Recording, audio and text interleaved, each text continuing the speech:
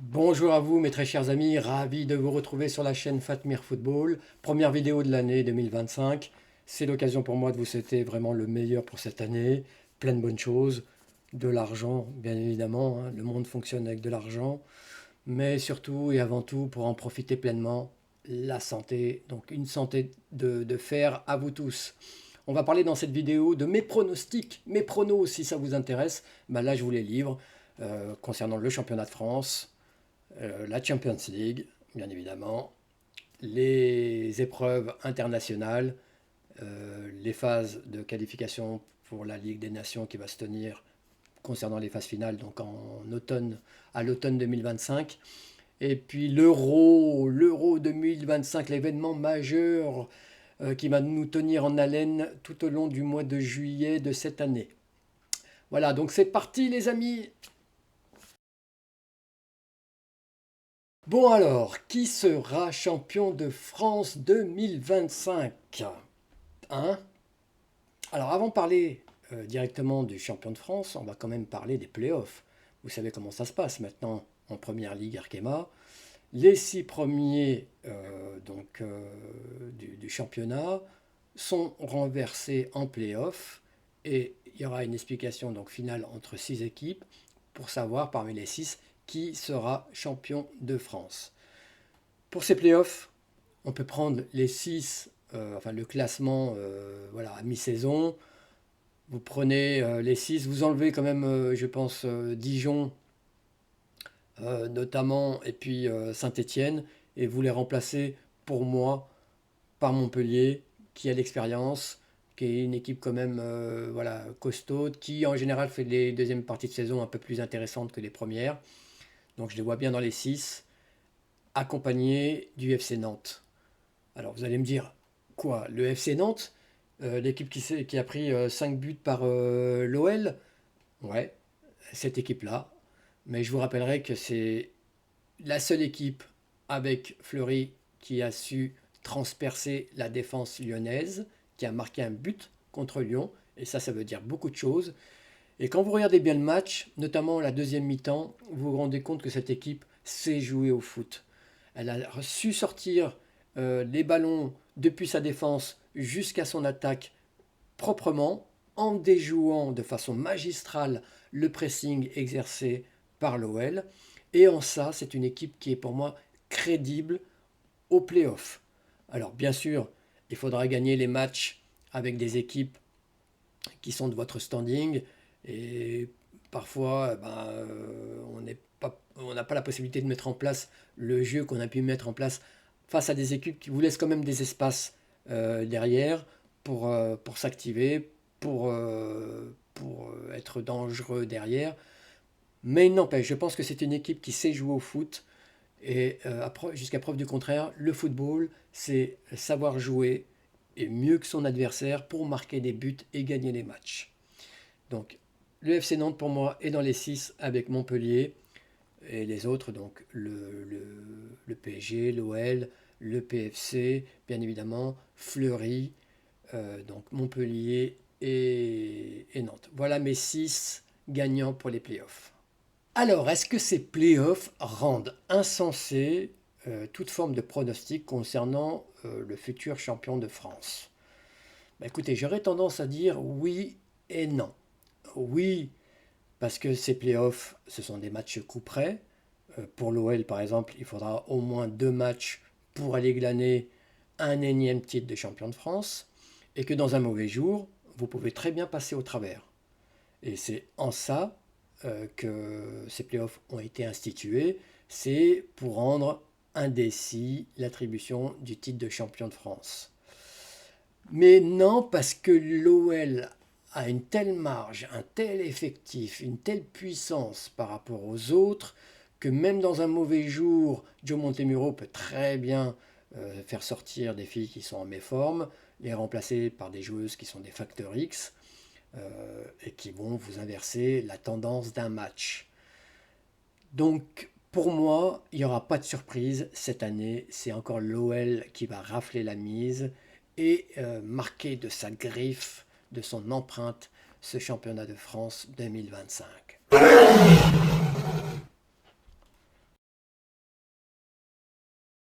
Et maintenant, concernant donc la Champions League 2025, qui sera donc championne d'Europe des clubs en 2025?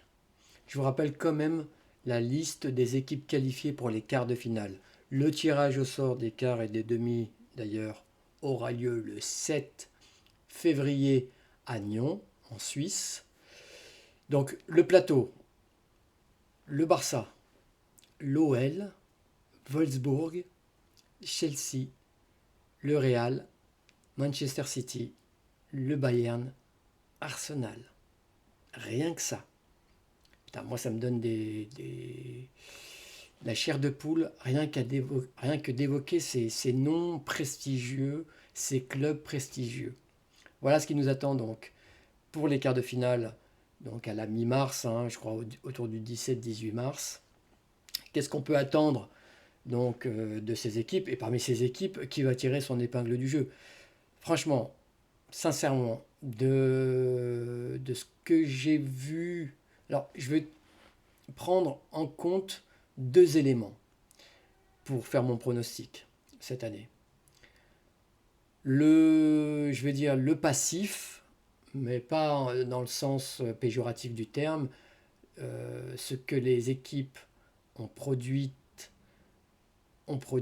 excusez-moi, jusqu'à maintenant en Europe, et ce qu'elles ont produit durant ces phases de groupe. Si je tiens compte de ces deux éléments, pour moi, l'équipe qui sera championne d'Europe, c'est le Barça, bien évidemment, avec ses deux ballons d'or, Aitana Bonmati et Alexia Putellas, qui sont deux formidables joueuses avec un QI football incroyable.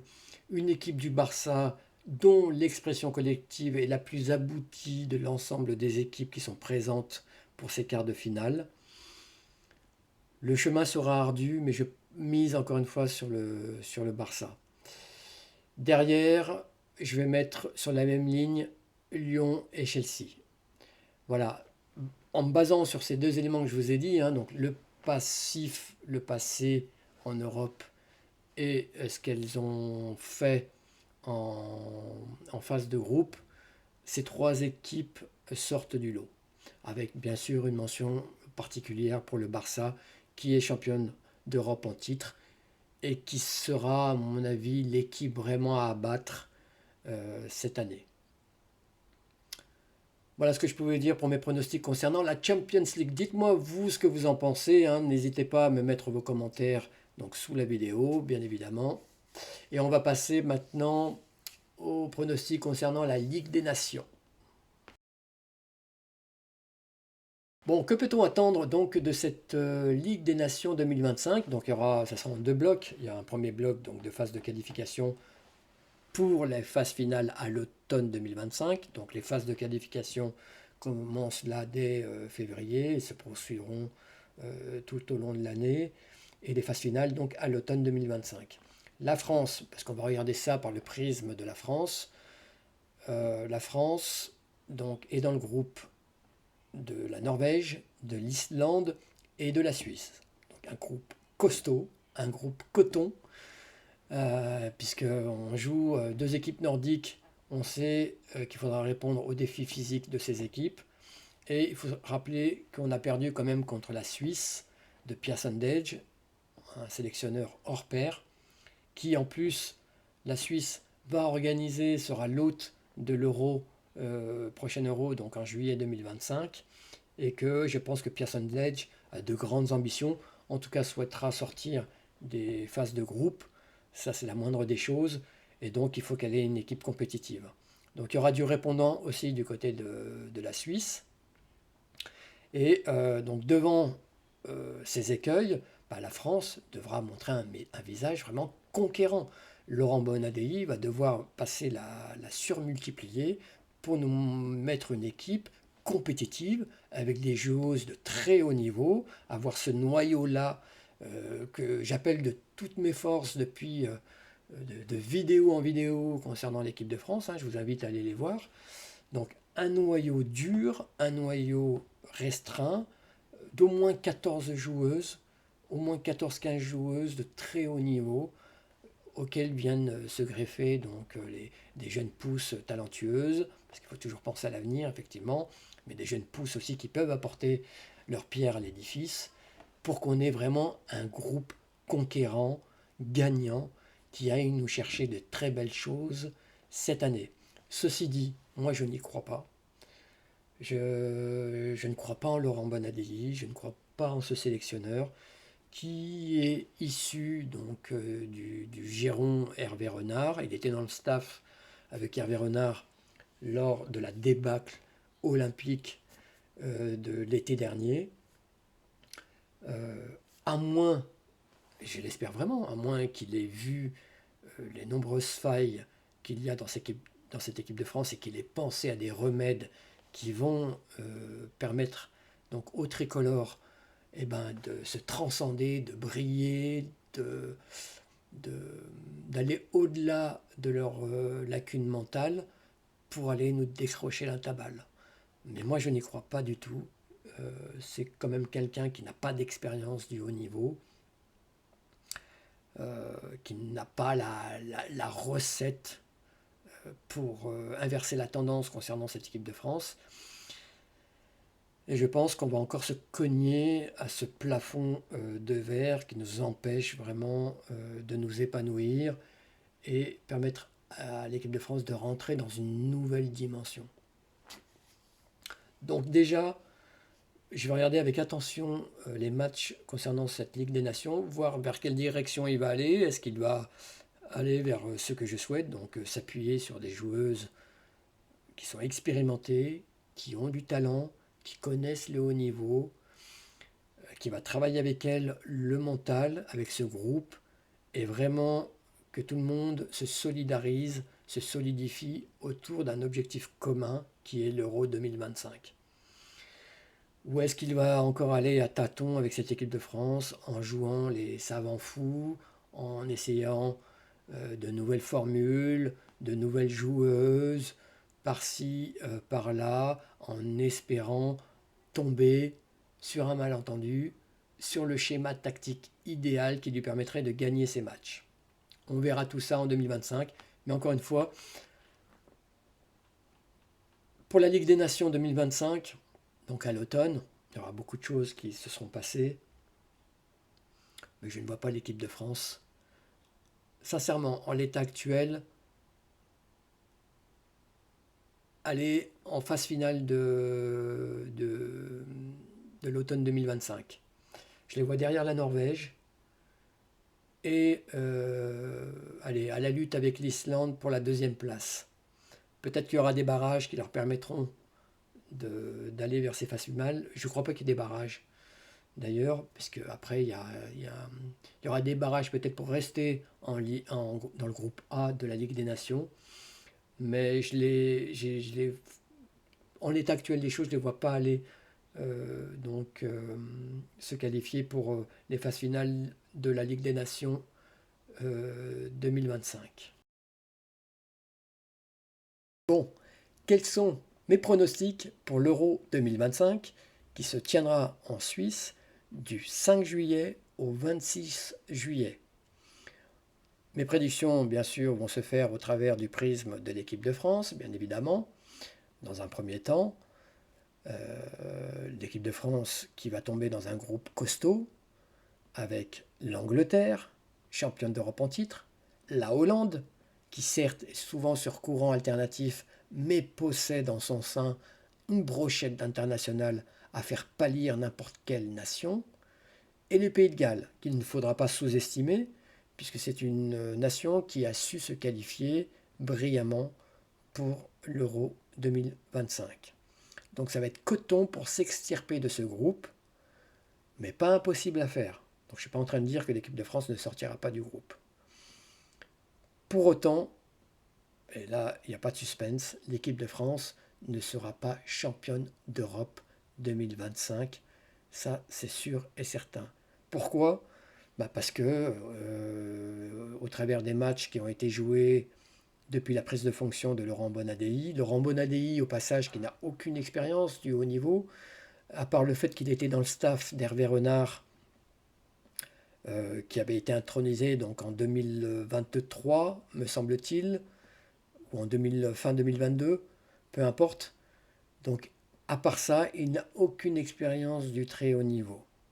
Là, on lui demande, avec l'équipe de France, de exploser ce plafond de verre qui empêche l'équipe de France de passer dans une nouvelle dimension, euh, d'avoir cette notoriété qui lui manque tellement, cet amour du public français qui lui manque tellement, et à juste titre, puisqu'il y avait un tel intérêt pour l'équipe de France jusqu'en 2019, jusqu'à cette compétition mondiale qu'on organisait donc sur notre sol, avec cette désillusion incroyable en quart de finale contre les États-Unis. Et il va falloir derrière, donc, depuis, il y a eu un refroidissement donc, du public français vis-à-vis de cette équipe de France. Refroidissement qui est devenu une congélation totale avec le cataclysme olympique l'été dernier. Donc, on peut dire que le plafond de verre s'est transformé en chape de plomb et qu'il va falloir vraiment que l'équipe de France soit costaude dans tous les secteurs pour devenir crédible à gagner quelque chose d'important dans les années qui viennent. Cette année, c'est impossible. Il y a trop d'incertitudes.